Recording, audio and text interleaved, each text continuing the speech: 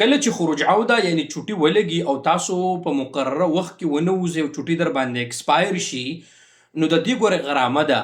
ټیک شو، بیا به ستاسو آینده یعنی بیا به ته چوټي به ته په دویم ځل به ته بیا چوټي نه لګي تر څو پورې چې دا غرامه تاسو ورکړل. دا ویډیو په دې باره کې دا مکمل په تفصیل سره تاسو زه پوهوم چې کله درته چوټي ولګي نو آیا دا بیا کینسلیږي فری که نه کینسلیږي. نو ویډیو ټوله وګورئ او د ملګرو سره لازمي شیر کړئ او زموږ فیسبوک پیج ورسره لازمي فالو کړئ. ګورئ دوستانو، کله چې تاسو ته ایگزیټ ری انټري یعنی خروج عوده ولګي نو مقرره ټیم کې به ته دننه یعنی چوټي به ته بار تځي یعنی د سعودي عرب نه به ته وځې. اوس که دا چوټي ته کینسلول غواړې نو دا کینسلیږي، بالکل فری کینسلیږي د ایکسپایر کېدو نه مخکې.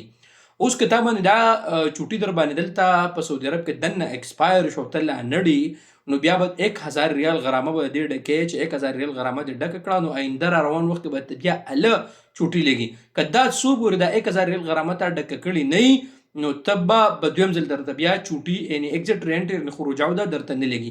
ځکه ماته یو ملګري هم میسج هم کړو چې عمر بھائی ماته چوټي اوس نه لګي، وجه څه د اقامه هر څه چې ما چک کړه هغه پسې د ایگزیټ ری انټري هغه 1000 ریال غرامه وه.